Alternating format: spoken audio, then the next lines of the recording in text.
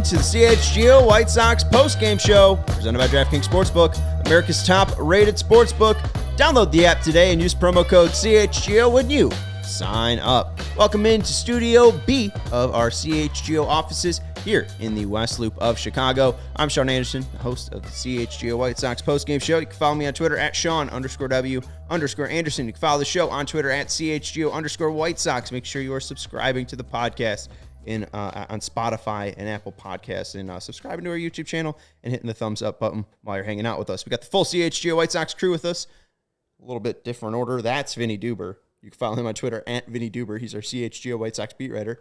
That's Herb Lawrence. Hello. You can follow him on Twitter at Ecknerwall23. He's our CHGO White Sox community leader. And our brave producer is Stephen Nicholas, fighting through a personal medical emergency. So we wish him the best. And, if we can't end the live stream, it's probably because Stephen had to just take a quick jaunt to the hospital. But, we'll hopefully get through this one. We are coming to you live after a White Sox loss in extra innings, 4-3 to the Minnesota Twins in 10. And oh boy, I mean, that's how you always draw up a walk-off in your backyard. You're always thinking, bases loaded.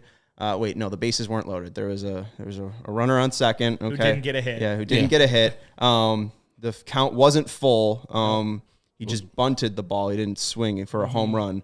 And then Hanser Alberto, a defensive replacement, which is it's oxymoron, exactly. Yes. Just airmails a ball into the dugout, and game over. So what do we make of? Didn't go into the dugout, but hit the guy in the head. Hit the guy in the head, and then went out of play, and the run scored. Bad.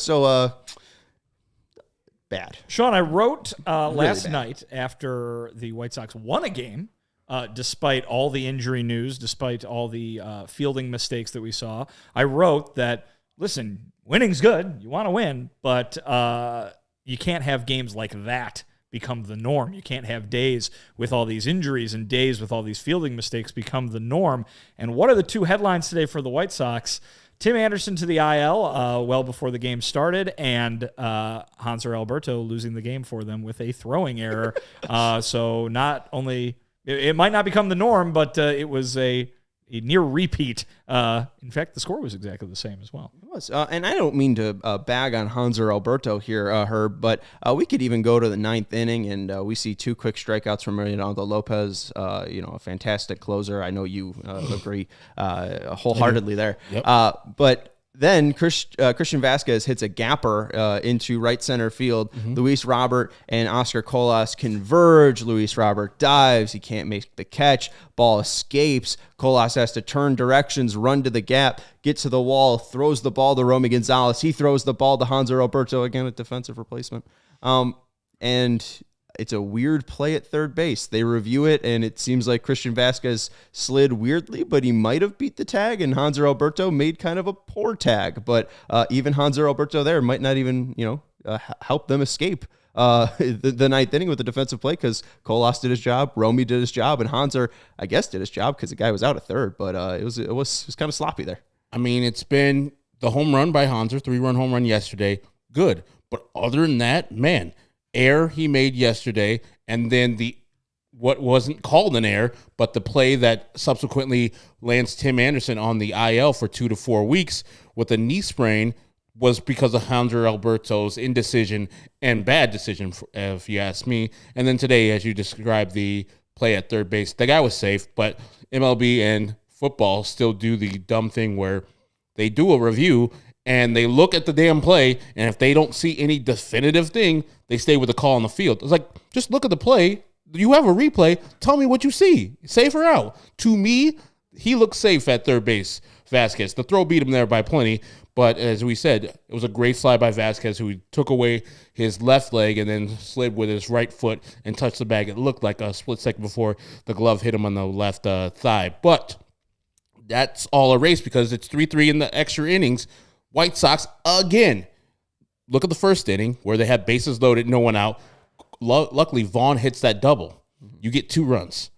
There's still two runners in scoring position with 0 outs. And then Pablo Lopez went to work and retired of 23 in a row 24. After that? 24 in a row after that. Or And 20, the White Sox. He did 21 himself. I think. Correct. The Twins retired the next 24 batters. And then you get in the extra innings, you have the same situation that the Minnesota Twins had at the bottom of the 10th, where you have a runner on second. You get the guy over to third base with one out, and they fail to execute and get that one run in. So Jesse Schulten's put in a tough situation there, and the same thing with Hanser Alberto. But you have to come through. If you're the defensive replacement there as Hanser Alberto, you have to come through. You can't have what you've done the last 2 days in Minnesota. So it's going to look like Hanser Alberto is the GOAT of this one, the old GOAT meeting where you're bad. But Lowercase GOAT. Exactly. But there's a lot of things that made the White Sox lose this game, not just Hanser Alberto. Well, yeah, they had before Luis Robert came to bat in the 9th inning and hit that home run, they had 3 hits. After he came to bat and the game ended, they had 4 hits. They had 4 hits today. That's far more egregious than one bad defensive play. Obviously, the game was on the line, and so that's the reason that the final score looks like it looks. But you can't get only 4 hits. As good as underselling it. Pablo Lopez was untouchable today. Yeah, we'll talk about Pablo in a second. We'll talk about Lance Lynn. That was a great pitcher's duel that we did end up seeing. We do have a super chat from our guy, Husky Bardo, mentioning, and thank you for the super chat. Pedro had a rough night, lots of weird and dumb decisions to explain, and hopefully will never make again. I just find the Alberto defensive replacement odd, and my question is, why was he in the game? And I guess really it comes to what happened today. Tim Anderson going to the IL, and Yohan Moncada being day-to-day with his back stiffness. Moncada likely will not play in the Minnesota Twins series. Didn't play today. Likely will not play in the final game tomorrow. And then really we see Jake Berger, who we talked about on yesterday's show, possibly never playing third base again, and here he is starting at third base. Yeah, I don't know why. I mean, I know why. I know why everybody is like, oh, why was Alberto playing third base? Well, Alberto was playing third base because the only other person to play third base was Jake Berger. And if I told you before, I asked you before yesterday's game, who would you rather have at third base, Hanser Alberto or Jake Berger? 100% of you would have said Hanser Alberto. To be fair, before today's game, I did say on the pregame show that I would rather Jake Berger. I think it makes sense because he has the most experience out of all of the guys currently on the roster at third base. So that's fine. You've seen him play third base. You can have all the experience. I guess my point, though, is if Jake Berger is your best defensive third base on the roster, you're kind of screwed. But he's not. And I would argue that even after today, he's not. I mean, seriously. I mean, I understand that. The reason Hanser Alberto was playing third base is because Yohan Moncada can't play right now. It's because Jake Berger is historically been a player whose glove has been such that he has not been able to stick as a Major League Baseball player. Hanser Alberto is here to be a backup infielder. He's here to come in situations just like this, when Moncada can't play third base, when Anderson can't play shortstop, when Elvis or Romy can't play second. This is what happens. Jake Berger was in the lineup today because they needed a little offensive oomph because they've got a lineup without TA and without Moncada and without Eloy in it. And certainly I think a lot of people would say, all right, because you look at that. If Alberto would have started this game, that lineup looks a lot different. Jake Berger has been a reliable bat, but Jake Berger has not been a reliable fielder. And to put Hanser Alberto there for defensive purposes over the one other guy that you could have had there in Jake Berger, I think that makes complete sense. But I just real quick, yeah. What we've heard about Alberto, because he's a new player to all fans. The first year here, it just is the connection with Pedro from Kansas City. Likes his presence in the clubhouse, and that he hits left-handers well, right? He has a OPS of 700. It was never that he was a defensive replacement, that he would be a defensive upgrade. That was one thing in defense of Leary, was the flexibility. It wasn't that he was a great defensive replacement, but he was an average defensive replacement at most positions. Yeah, and to speak to what Husky Bartle was asking in the super chat, I don't really have a problem with Pedro, what he did there, except for the fact that Hanser Alberto was the first batter up in the 10th. Now, he's not thinking about that. He's trying to get out of the 9th inning with the player he thinks is the better defender at third in Hanser Alberto over Jake Berger. If the tables are turned and Jake Berger makes the same errors as Hanser Alberto, I think we and people who are in the chat are like, what the hell is this rookie manager doing? We all know that Jake Burger sucks at defense. He should have got him out there for Hanser Alberto. I guarantee that would have happened. But think about the at-bats that Pedro's looking at, too, with Jake Burger. His last 2 at-bats in that game before he gets taken out. 3 straight pitches, strikes out both times in both at-bats. He doesn't look good at the plate. Yes, he can pop one every once in a while, but maybe he saw something. He's like, yeah, he's not having a great approach at the plate today. Let's get a guy in there who might be a little slightly better at defense, a little shorthanded. It didn't turn out that way, but I don't fault Pedro for his move of Hanser Alberto there from Jake Burger. That would be the only thing I would say is if he thought that Jake Burger was having good at-bats that game, keep him in the game because there's really a negligible effect between the 2 players as far as third baseman. I would think if you're talking about third baseman starting every day, you would go more with Jake Burger. If you're thinking about like just a player who can play multiple positions and the versatility, I would go Hanser Alberto. So I'm not giving him too much grief, and I think Jake Spiewak was talking about that earlier in the chat. So, yeah, I'm not too much giving this loss to my guy, Pedro Grifol. I thought he managed the game pretty well. Yeah, I have no huge takeaways. Again, I didn't love the move to go to Jesse Schulten's, but again, he threw 1 pitch. I can't. I'm not actually mad, upset. You know, that was a weird decision, but that doesn't matter. It's. How do you think Jesse Schulten's is feeling right now? People looking at him like, man, you got the loss. Looking down at him, Schulten's, get out of here. You just got here, you bum. This is going to hurt the Jesse Schulten's Cy Young campaign. It is. We should cancel the T-shirts. That's true. And it's all baseball's fault for these rules, man. Yes. And that's the main culprit here. It's not Pedro Grifol going to Jesse Schulten's. It's not Hanser Alberto. They're in a tough place with TA being on the IL. It's the Manfred rules. They're stupid. Again, it's not baseball. It's not an actual play. It's just Hanser Alberto having to rush a throw, and then there's also a second baseman starting the inning, or there's a runner at second base starting the inning that when it's made up. I would just say this. You wonder, and I think I've brought this up on the show before, would the new rules with the pitch clock solve the problem that the runner on second rules were originally supposed to solve? Right? Oh, look at Vinnie. Right? Because you've got... The whole point is we don't want these games to go on for 5 hours, right? In the end, and to be fair, nobody's on base. Relievers can still have a great edge with the pitch clock, right? Maybe it does go 13, 14 innings, and the bullpen could still be as taxed as it was before. I think that's the main reason these rules exist. But I would argue that if the idea is you don't want people turning the game off because it's 11:45 at night and it's still tied. Well, now you got a pitch clock to kind of solve those issues. Well, and absolutely. And what did Luis Robert do with his home run, extending the game? He made it over 2 hours, right? Yeah. You were all upset that they didn't get it over in under 2 hours. Like this game was breezy with 24 straight batters set down. As I said, if you're gonna lose quickly, and they were almost lost under 2 hours. But Vinny, you need to call your man Theo Epstein and say, "Hey, man, come on now. We don't need the ghost runner anymore. Look at this genius." No one thought about that. Look at Vinny out here. Not even the commissioner. Theo, Manfred, no one thought about it before me right now. I haven't heard it. Me either. I'll credit it to you. Yeah, that's you. That's Vinny Juber thought right there. That's going to get you in the Hall of Fame. Mm-hmm. What hat do I get to wear on my plaque? This one, I hope. CHGO. Oh, it's a nice one. This one with the Chicago flag on it. Yeah, I think probably the more storylines, or the storylines that I'm most excited about, is I think the defense outside of Hanser Alberto's defense was very good tonight. Looked really good. Yeah. And then Lance Lynn, rough start, but hey, he figured out how to land that plane. And then again, did we mention Luis Robert just flicked a home run?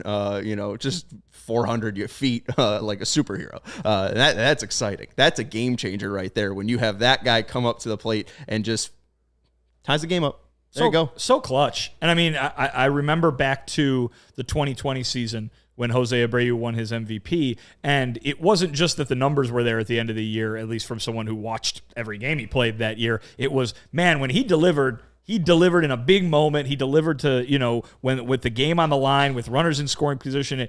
Every time he got a big hit, it seemed to matter so much. And so what have people talked about with Luis Robert Jr.? MVP caliber player, MVP potential, so many tools. He could win an MVP. Well, if you're going to win an MVP, you got to have big clutch moments. And boy, did Luis Robert Jr. do that today in tying himself for the major league lead in home runs, which I think he's done somewhat quietly, if you ask me. But there you go. He's up there at the top of the leaderboard. Okay, hold on.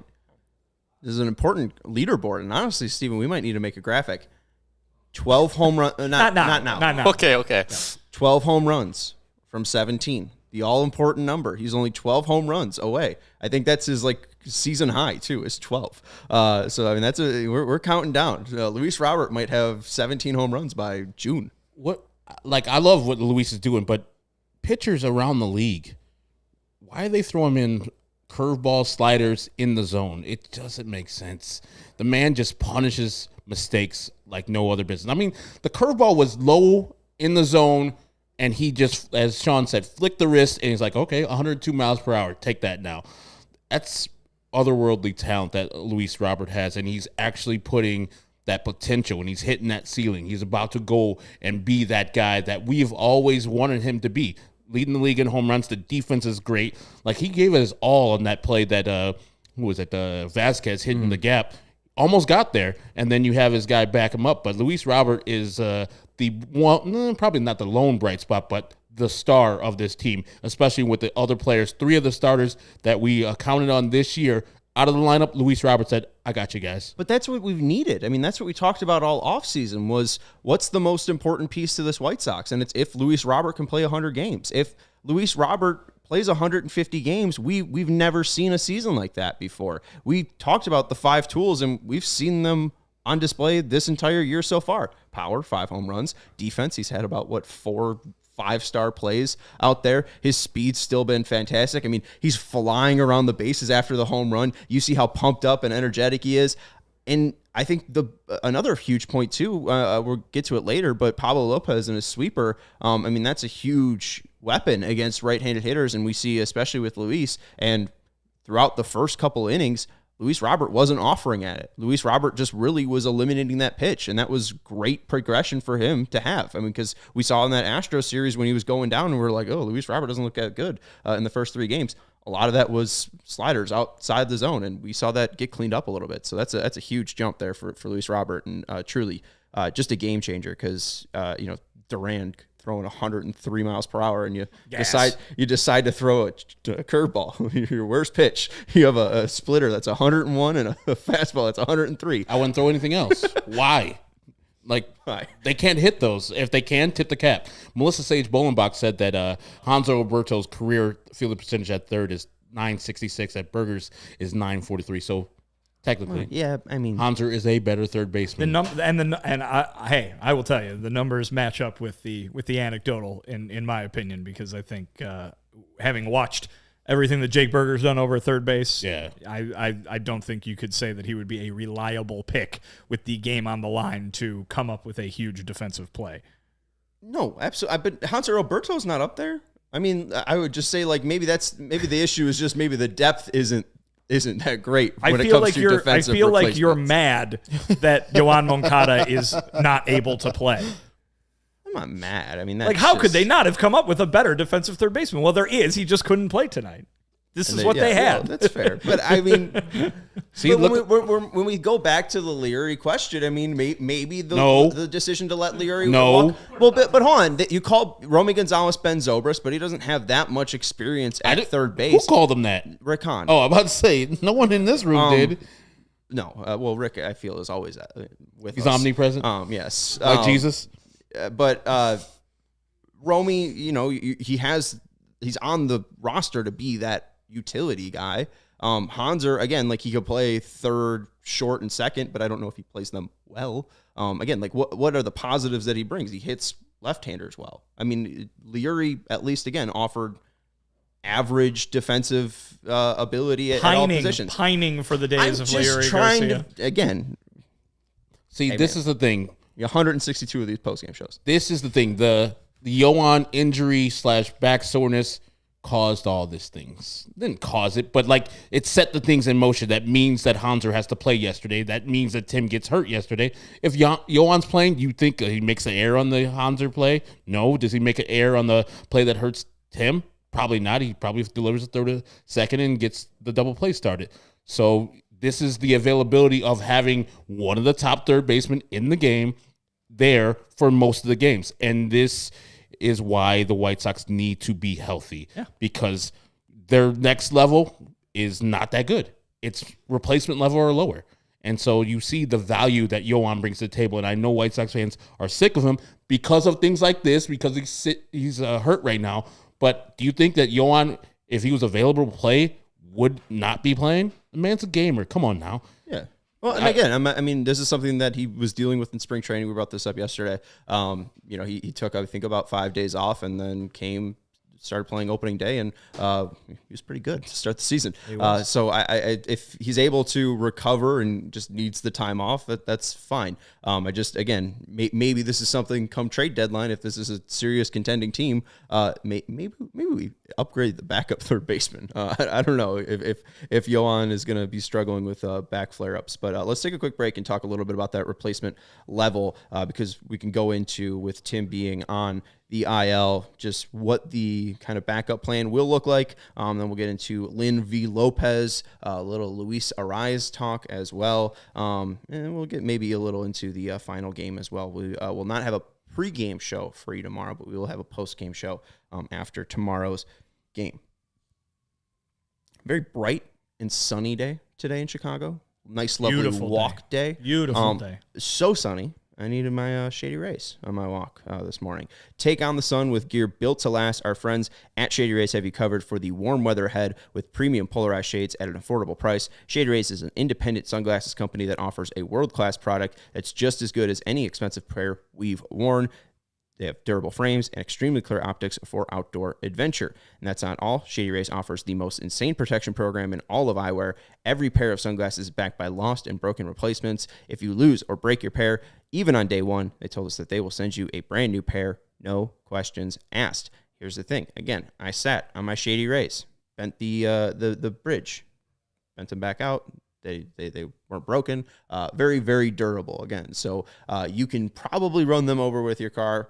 Don't, but again, no questions are asked. So, hey, but keep it a buck with Shady Rays because, again, exclusive for your listeners, they're going to hook you up. Shady Rays is giving out their best deal this season. Go to shadyrays.com and use code CHGO for 50% off 2+ pairs of polarized shades. Try yourself.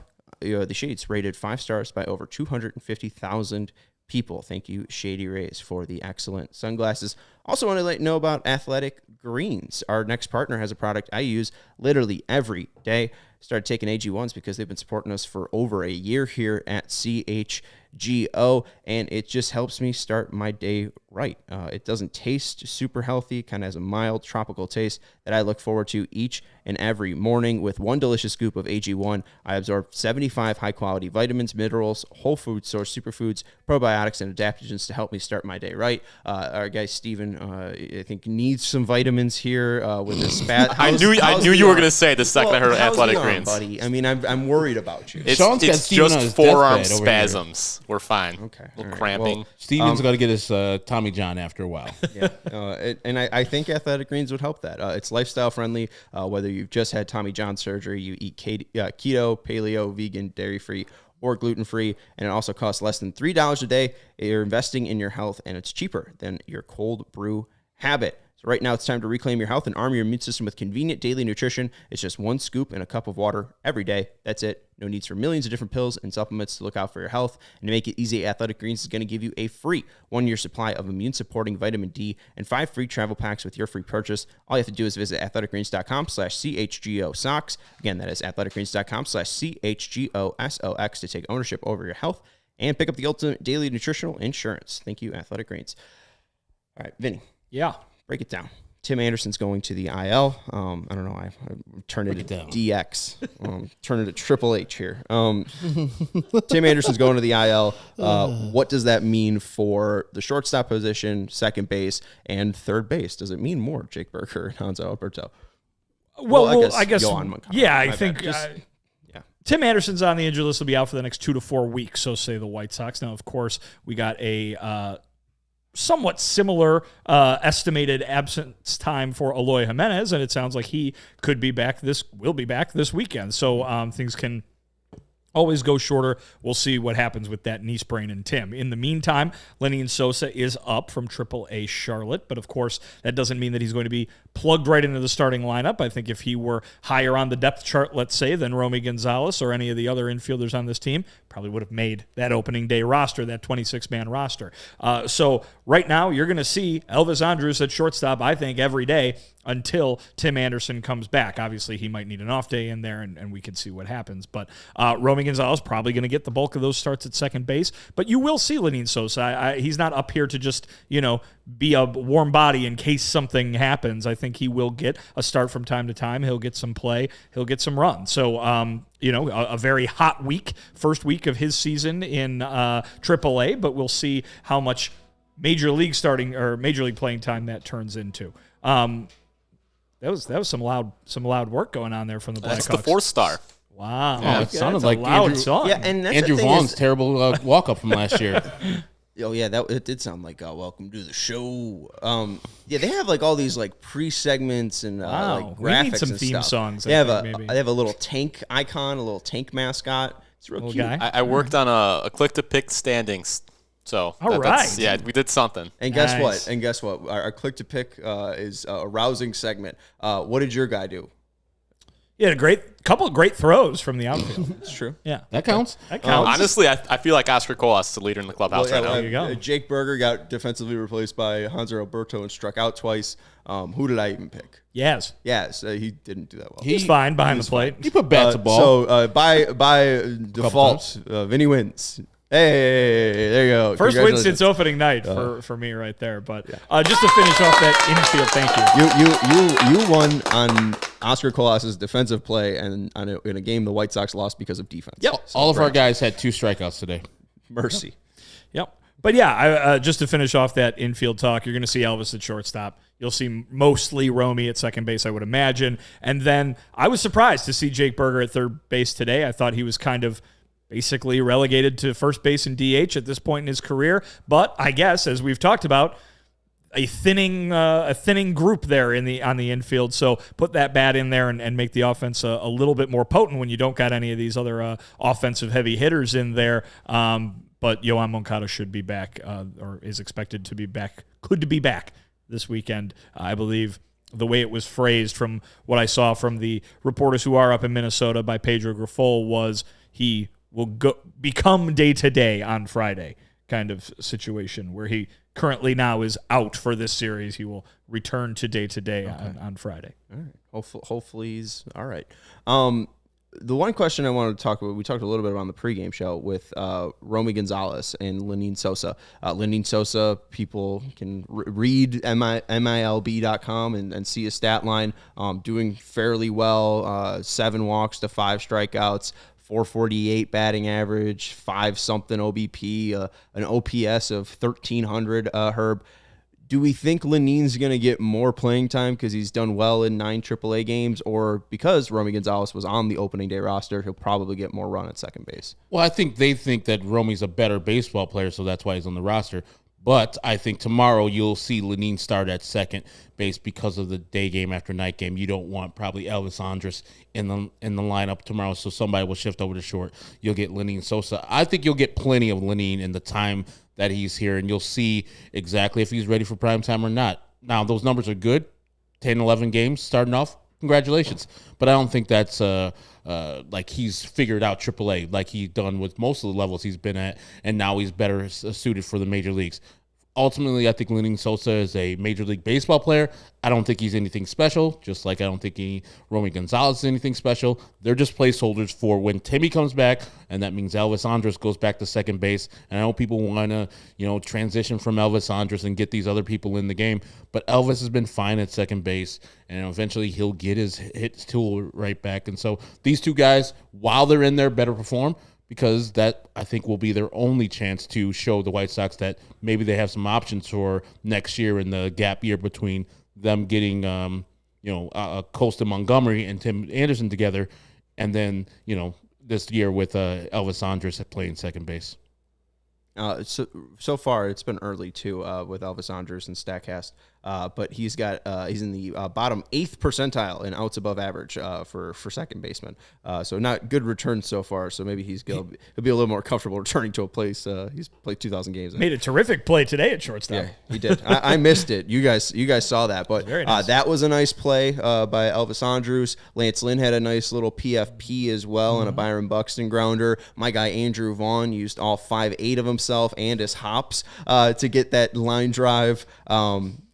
We had Oscar Colas throw as well. Yeah, the throws out in right field by Colas. There were a couple. I think the one early in the game too, playing the ball off the wall, was a pretty nice play too. Berger made one throw, got the guy out. He did get the guy out. He got Miranda out. Both guys lumbering down the line. But yeah, I'm fine with Elvis. I don't think it's time to can him just yet. I thought he provided something very, very important last year in those 43 games. Do I think he's going to replicate those 43 games? No, but I don't think he's going to be a bottom 20 player like he currently is, according to F4. You don't think it's time to can him after 12 games? No, I tell you what, I don't. Especially doesn't make any money. It's inexpensive, and you don't have a solution. You haven't seen anything great from Romy, and unless you're going to give Lenny Sosa a majority of the playing time, you're not going to see anything great from him. So Elvis is your guy until further notice. Until Tim comes, when Tim comes back, it's going to be Elvis, I believe, until they get out of contention. Yeah. And real quick, let's go to some super chats. We'll hit another break, and then we'll talk a little bit about Lance Lynn and Pablo Lopez. Shout out to Rusted. We appreciate this one. $5 super chat. Hey guys, just keep up the work. Wanted to say Luis Robert is so good. Agreed. Shea Fidel Garcia saying White Sox Nation stand up. We got to play better. Yeah, guys. Fix it. We don't have to play better. Oh, okay. Yeah, we're doing just fine. All right. I mean, I do. The rest of White Sox your, Nation have to stand up, not us. And make sure to hit that thumbs up button too. We Thank you, appreciate all you guys are hanging out with us, and we see you in the chat, reading your comments. Let's hit the break though. Goose Island, our great friends. They are CHGO's beer sponsor. Been Chicago's beer since 1988, and their beer includes the 312 Wheat Ale. You can also get the Bull City 312 in the 2022-2023 City Edition uniforms. Bulls got a playoff game tomorrow. Might be the perfect time to get a 16-ounce tall boy in the 2022 City Edition uniforms, because if the Bulls lose, it's more beer than a 12-ounce can. So there you go. You could drink your sorrows away. You also have the Bourbon County Stout. The Shandies are back since it's 75 degrees out in Chicago. You got the lemon and tangerine one, the Livy Easy Kolsch, the Beer Hug IPA series, the No Plans, the Green Line, the Matilda, and the Sophie. And also on April 27th and April 28th, we have the Bears Draft Party show over on Joe's on Wheat Street, sponsored by Goose Island. So make sure you check out our friends over at Goose Island at their 2 locations. They're open and ready to welcome you. You can grab a beer right from their innovative tanks at Goose Island's Tap Room in 1800 West Fulton, or get a smash burger and fresh beer of the week at the original Clybourne Brewhouse at 1800 North Clybourne. For reservations and pickup, go to gooseisland.com/location. Goose Island Beer Company. Also want to let you know about ComEd. You guys heard about the energy efficiency program? Yes. Oh, wow. I want you to tell us about it, though. You guys must be avid CHGO listeners, because they're a great sponsor. The ComEd Energy Efficiency Program is committed to helping families and businesses in the communities they serve, helping manage energy usage and lower energy bills now and into the future. ComEd offers a wide variety of incentives on lighting and other efficiency upgrades to commercial, industrial, and public sector customers of all sizes across the territory. ComEd offers free facility assessments that can help you find energy-saving opportunities, like for HVAC systems, commercial kitchen equipment, or industrial processes. An authorized engineer will work with you to develop a detailed assessment plan specific to your goals and needs, and these can be done in person or virtually and last approximately 2 hours. And within 3 to 4 weeks, customers will receive a report detailing energy efficiency projects that they can start working on immediately, and each recommendation will include estimated energy savings, cost savings, project costs, potential incentives, and simple payback. So if you own a business, do not wait. Get started saving money and energy today. And for energy-saving tips, lighting incentives, or to schedule your free facility assessment, go to ComEd.com/poweringbiz. That's ComEd.com/poweringbiz. All right, so Herb, you had some Pablo Lopez stuff here. I did. Let's talk about this. So the White Sox threatened, bases juiced for Andrew Vaughn, and he rips a sweeper down the left field line for a double. Sox score their first 2 runs of the game. And then what happened? After that inning, it was 31 pitches after the first inning. So you work him, especially with the first at bat by $75 million man, Andrew Benintendi. Then he gets a hit. You get 31 pitches on that guy in the first inning. My mentality is, cool, man, if we can just maybe do 15 inning after this, we'll get this guy out of here, lickety split. But you see on the screen, let me go through the pitches per batter. Each inning, the second inning was 8 pitches, 11 pitches in the third inning, 7 pitches in the fourth inning, 9 pitches in the fifth inning, 12 pitches in the sixth inning, 11 pitches in the seventh inning, 9 pitches in the eighth inning, and he left the game. That is piss poor execution by the White Sox and great pitching by Pablo Lopez. Like, he was spotting pitches, but there were a couple of bats in here where it was 3 pitches strikeouts multiple times by the White Sox. And if you drive that pitch count up to 31 in the first inning, for that guy to get into the eighth inning is abysmal by the White Sox. And their offensive approach after that double by Andrew Vaughn, remember, second and third, no outs, strikeout by Yasmani Grandal, and then subsequently 2 other guys got out, was bad. The approach was bad. And so that is the main focus I have of this game. That's what lost the White Sox the game, is that they didn't have quality at-bats versus Pablo Lopez. He's going to be tough, but you don't have to play into his game. And the White Sox played in this game perfectly, and he got into the eighth inning after giving up 31 pitches in the first inning. That's not good. That's not going to do it at all. And yeah, Lance Lynn gives up a home run immediately to Byron Buxton, which is going to happen if you're a White Sox pitcher. But you have to back up your starting pitcher and have a little bit better at-bats. So you're not, Lance Lynn sitting down and he's just standing back up because that pitch, the inning was 7 damn pitches. 7. Ridiculous. Clinic by Pablo Lopez today. What I will say, at the end of the day, the Twins scored 3 runs off of Lance Lynn. The White Sox scored 2 runs off of Pablo Lopez. Not really all that different. The big difference was in the hits. Mm-hmm. The White Sox had 3 hits. It was 3 of the first 4 batters of the game against Lopez, and then zip. Lynn gave up 7 hits, which is kind of a lot. But, the 2 home runs, I thought Lance Lynn was pretty good today. No walks. We showed the graphic in the pregame show. He had 7 coming into this game, which was apparently the most in baseball, or the most in the American League. None today to go along with the 10 strikeouts. The hits is the big difference maker right there. That's the one you circle, and that's what got Lynn out of the game. They threw the same amount of pitches in this game too, I believe, right? Yep, 98. Exactly the same. But Lopez almost finished off 8 innings, and Lynn was done after 6. That's what it came down to. And Herb, I don't even see that necessarily as a flaw of Lance Lynn's day as much as I do the White Sox hitters not being able to do their part in chipping away at Pablo Lopez. Well, real quick, let's read the pitcher lines that Stephen flashed there. Again, 6 innings for Lance Lynn, 3 earned runs, 7 hits, 10 Ks, no walks. Pablo Lopez, 7 2/3. Got through the order 3 times, right? Because his last batter was Elvis Andrus, and then they brought in a batter to face Benintendi. Correct. So he got through the White Sox order at least 3 or 4 times pretty easily. 2 earned runs, 3 hits allowed, 10 Ks, and 1 walk. I want to go to the Michael D- Taylor home run, or the Michael B+ home run. There was a Willett Dong, basically just looking at the exit velocity, the launch angle. It would have been a home run in 13 out of the 30 parks. It wasn't a smacked homer. It was a very, very odd home run. And Lance, I thought, was really good today. Again, 98 pitches. I thought that would have gotten him to the 4th inning. Like that really started to get shaky. Oh, the way after his the first Michael, inning. after the Michael A. Taylor home run, he really just settled in though. 35% called strikes plus whiff percentage. MLB average is about 30. I think only Dylan has had to start better this year so far, at least with that number. He's also got 18 whiffs on 53 swings. The fastball just started picking up steam. And I think, honestly, those 2 home runs kind of energized him, just pissed him off, and he started throwing harder.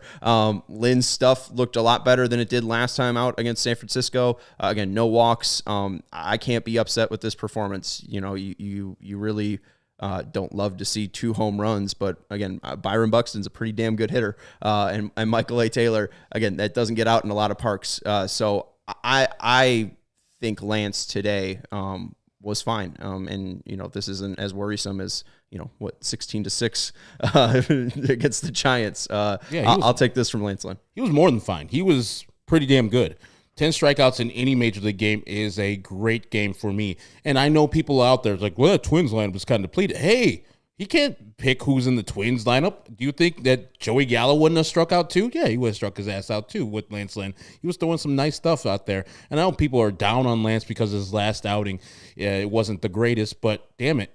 If you go out there and give up only 3 runs and pitch 6 innings, your team should be winning. More likely than not in either of those games. So that's not Lance Lynn's fault for what he did and giving up home runs to Buxton and Michael A. Taylor. I have a problem with giving up a home run to Michael A. Taylor because he's not a home run hitter, but those things happen. He's going to hit a home run every once in a while, and it happened to be off of Lance Lynn. But this performance by Lance Lynn does nothing but give me confidence of him doing this again versus the next team he'll face. Well, and I think I said a few days ago, too, that, maybe the first 2 trips through the rotation, things looked a little shaky, but, let it get past 2 games per pitcher here, and you can evaluate a little bit better what kind of start they're off to. I think now we've seen 3 White Sox starters turn in really good starts. Dillon on opening day, yes. Kopech on Sunday against the Pirates, and now Lynn tonight against the Twins. That's more than half your rotation right there. We were impressed with what Mike Clevenger did in Houston. You could put that one in his column if you want. So I mean, the more data you get here, the better evaluation you can make. And if you were like, oh man, what's Lance Lynn doing after 2 starts? Well, now you got one really good one for him. If you were like, oh, Michael Kopech, I can't believe he did that in his first start. I'm so down on the guy. Then he goes out and he throws a heck of a game in Pittsburgh. Now it's an entirely different feeling. So you just let their resumes build a little bit before getting on these guys or thinking that the team has a quote-unquote problem. The starting pitching should be a strength of this team. We'll see if it plays out that way, but it's getting a little bit better as you get more data to go on. Well, and tomorrow is going to be really interesting to watch Lucas Giolito because it's an opportunity for him to put up one of those games too. Yeah, hopefully. This Twins lineup is depleted again, so that should be a plus for Lucas Giolito. Hopefully, he'll be able to take advantage. But first start against Houston, he wasn't bad. 5 innings, 2 earned runs, 1 walk, 6 Ks, and then things weren't that good in Pittsburgh. 4 innings, 12 hits, 7 earned runs, 2 homers, no walks, 3 Ks. So hopefully he's a little bit better than he was in Pittsburgh. But Lance Lynn came in with a 9 ERA. Lucas Giolito came in with a 9 ERA. So Lucas Giolito's going to strike out 10 Twins tomorrow. There you go. Is that how it works? That's how it works. And usually isn't he really good versus Twins? Well, there's that one game at the end of what was that 2019 when he went up there and dominated them. It was August 2019. It was 18 or 19. I don't remember which one at this 18 point. was the worst pitcher in baseball. It was so it was 19. Yeah, it was 9 innings, 12 Ks, no earned runs. Like Herb, you didn't pronounce that correctly. Oh, sorry. Lucas Giolito. Worst pitcher in baseball. Pretty good. Stephen B. Smith. Very nice. He'd be proud. Let's go to Pablo Lopez's stuff real quick, though, and just look at how he did it, because I was really expecting that sweeper to be the pitch. I thought he was going to strike out more than 6.5 White Sox today on DraftKings Sportsbook because of this pitch. Coming into today's game, he allowed no hits on the sweeper today. Coming into the game, I thought it was going to just be his wipeout pitch. He only used it 12 times, and I think Vaughn's first at-bat was a true key to what the White Sox were looking to do against Pablo Lopez. So, Herb, I hear your point of how inefficient they were after that Vaughn hit, but I think it was just a huge play because first pitch he sees, foul-tipped a fastball, then Pablo Lopez throws the perfect pitch next, basically throws a sweeper outside of the zone, low in the corner, though, nearly a strike, call the ball, but Vaughn's ability to spit on that, I just think kind of showed the blueprint to what the Sox were looking to do, because, again, there was one called strike, I think, for Pablo Lopez's sweeper today. No swinging whiffs until later in the game. 3 swings, 3 whiffs, 5 swings, 2 called strikes, but only 12 pitches. He was using it about 38% against right-handers, and it really wasn't a factor today. I was just surprised to see that happen, just because we've seen the White Sox be obliterated by sliders in the other batter's box consistently, and that seemed to be taken away. But the changeup was filthy. Yeah, and Pablo, it looks like he caters his pitches to the team he's playing, and that's good. The White Sox came with a great game plan, and having Andrew Benintendi with the leadoff that he had and setting the tone for the White Sox, and you said the Andrew Vaughn thing, you're not going to hit that pitch anyways, so why offer at it? But the White Sox didn't listen to that after the first inning. Like, I'm going to offer at that all the time. But I would think that, that's a good thing to have.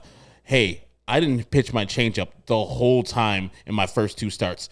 I'm going to break it out versus the White Sox. And you think that Yasmani Grandal didn't see that scouting report too? When he went up in the first inning, he's like, he hasn't thrown his changeup yet. And then he gets like 2 or 3 changeups in a row and makes him look really dumb. I think I didn't make my point clear enough. He stopped throwing his changeups to righties. Okay. So, to lefties, he was still using it. Yeah, and it was filthy. And he just made him look silly. And that was the ball game. It was kind of demoralizing. I think the White Sox, when they get in those situations, that's why when they got the base loaded with no outs in the first inning, I was like, oh, here we go. It's their kryptonite. And Andrew Vaughn got that double. I was like, all right, finally, we're breaking through. And then you get 3 outs right in a row with no advancement, no run scoring for the White Sox. And that has to be demoralizing for the offense. And Lance Lynn, too. He sees 2 runs on the board, but they could have been put a bigger cricket number up there and give him a little bit more support. So when you do eventually give up a home run to Byron Buxton, because that's going to happen. When he's playing, Byron Buxton's pretty goddamn good. So I don't blame Lance Lynn. I don't blame Pablo Lopez for the pitches he's throwing. I blame the White Sox offense because yes, his pitches were decent, but to have the longest at bat in his tenure after the first inning to be a 7-pitch at bat that ends at a 5-3 out of Andrew Vaughn, that's piss poor. He faced 21 other batters, and he was like, yeah, 3, 2, 1, out, quick outs, and you're right back out in the mound for Lance Lynn. And that's a testament to Lance Lynn to just throw up the zeros after that, too. And now seeing their ace, Pablo Lopez, take the mound against the Sox, revisiting that trade, Luis Arraez versus Pablo Lopez. What team makes this Twins more fierce? We can go to Luis Arraez stats so far in 2023, just to remind people of how good he is. Again, I kind of doubted that Luis Arraez was that good. And so far in 12 games, in 42 at-bats, it's okay. No, Steven was making He must have gotten one more at-bat then. One more at-bat. No matter what Pablo Lopez does this year, Luis Arraez plays every day, and he doesn't do 500. He won't do that for this year. But he will damn sure hit over 300, and every time he comes up to bat, you're like, son of a bitch, Luis Arraez is back up to bat. I am glad there's no Luis Arraez in the Twins lineup. I'll deal with the one Pablo Lopez you get, 4 times this year versus the White Sox? You face the damn Twins, 12 times? You would face Luis Arraez 12 times, and I guarantee in most of those games he's going to get a hit and going to be looking good. I mean, Dylan only saw the Twins last year twice. I mean, I don't really know if he will even see the White Sox twice. With the not playing division rivals 19 times, you've only seen him 14 times. He might not get 3 starts against them. That's a good point by David Marista. Cease would have had a no-hitter without Arraez. That's true. Hey, they might have brought up Matt Wallner or something, though, to get a hit. Just flash those Arraez stats real quick, though, Steven, again. In 12 games, 41 at-bats, 537 batting average, 6 walks, 3 Ks, and he hit for the cycle today. How are you getting him out? He's walking. I don't know. He don't strike out, and he's hitting half of the things that he's doing. And Lance Lynn can't get him out. When we saw that in World Baseball Classic, he took him deep for Venezuela. So would you walk him then? I mean, the rest of that Miami Marlin lineup, yeah, probably. Whoa, do you know what I just did? Avi's on that team. 2017 Ozzy? I just brought it up because they intentionally walked him last year that led to Buxton's walk-off. I mean, no, they did the opposite. They had base open for Buxton. They pitched to Buxton and instead of walking. Instead of going Buxton versus Arraez. If Arraez would have walked you off, I would have said, hey, man, sometimes you got to be beat by Arraez. You're right. not That's what it was. Buxton. Sometimes you got to get beat by Arraez. It's almost like he was the Twins' best player, and they got rid of him. Do you think that? I think somebody said that on the day he got traded. I think a couple somebodies did.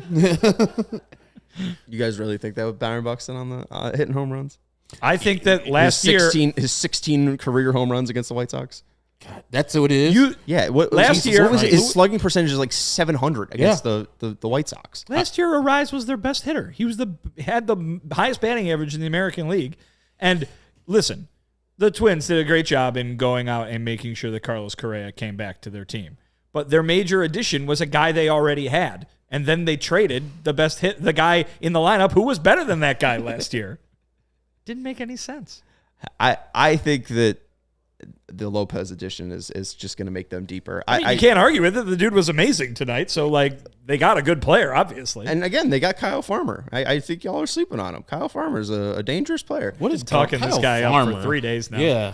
Well, I guess it's Donovan Solano. I mean, he's batting third and first, and he's 5'8", playing first base, 35 years old. I agree with Fred. The Sox haven't bunted this season. That's the real problem. Anything else we need to bring up from this game? Giolito versus Gray tomorrow. Sox are 5-7, looking to win the series tomorrow. They have yet to win a series this year. They obviously split in Houston, but they've yet to win a series this year in 3 tries. So here's try number 4. They've got a chance to do it. Listen, everybody is acting like this might be a repeat of last year, and there's a whole mess of baseball for the White Sox to prove that will not be the case. But the only way that they're going to start making sure that it's not the case is by winning series. You got to start winning series. They take 2 or 3 up in Minnesota, then the game today, right now, White Sox fans not happy with them losing the game today, but you look at the totality of a 3-game series, they take 2, you go, all right, that's the job done right there. So they need to start winning series and a chance to do it tomorrow. So, if this is a game you have to win because of not winning this game in September. You can just say, hey, this game's in hand. We took care of the Minnesota Twins while depleted, and now we move on, come back home for a nice homestand. If you lose to a depleted Minnesota Twins team, it's going to be double affecting you because they don't have their great hitters with them. Joey Gallo's not with them. You're not facing Correa for the most part, and you got a limited Byron Buxton, which hit a home run today, but he's not top-notch Byron Buxton. And you happen to lose when you have, some of your better pitchers out there. That would be demoralizing coming back from this road trip 5-8, I believe the record would be. And then you got to come home and play another tough team. And I think the Rays are in this homestand too. It's just like, no. You got to have some type of positivity coming out of this road trip where you lost 2 out of 3 to the Pittsburgh Pirates. And if you lose 2 out of 3 to the Minnesota Twins, where's the positivity coming from? Yeah, I mean, after they welcome Baltimore, it's a whole lot of playoff teams from 2022. They got a 3. And Baltimore was almost one. Yes, and they beat the hell out of the White Sox in 2022. 3 games against Baltimore, 3 games against Philly, 3 games in Tampa, 3 games in Toronto. Also, they updated their stadium. Toronto? The walls look weird. The Sky bullpens Dome look weird. Yeah, the artist formerly known as Sky Dome. The outfield walls are now green and like a. It looks like an airport. I don't know. It kind of looks nice though. And then more games against Tampa Bay, and then they'll welcome Minnesota back in the start of May. Yeah, that's a brutal stretch. Yeah, that's a brutal stretch. And after that, it lets up a little bit with Cincinnati and Kansas City, and then here's Houston. Here's Jose Abreu's homecoming. That's a brutal stretch. So, like I said, they got to start grabbing 2 or 3s here, and it's not going to be easy to do. But you got to take it one at a time. Well, and hopefully they'll sound like a cliche machine. That Baltimore team looks fun. Yes, they look like they're having a great time. Yeah, young and fun. They should be exciting. They're the 2023 Guardians. The Orioles? Yeah, they're the 2023-2022 Guardians. That's confusing. Yeah. But yes, I get what you're saying. Confused trying to say it. They're this year's Guardians. There you go. And this is why you're the writer. This is why you're the. That's Vinnie Duber. You can follow him on Twitter at Vinnie Duber. He's our CHGO White Sox beat writer. That's Herb Lawrence. You can follow him on Twitter at Ecknerwall23. He's our CHGO White Sox community leader. We will be with you tomorrow after the game, whether the White Sox win or lose. Sonny Gray will be on the bump. That's a tough matchup for the White Sox. I'm Sean Anderson.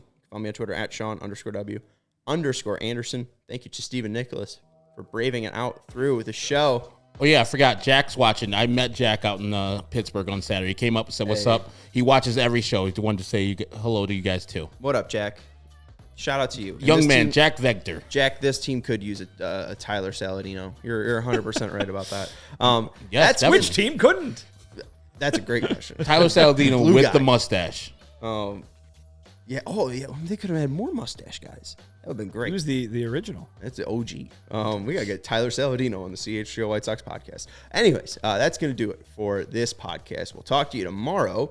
Go White Sox. Thank you, Stephen Nicholas.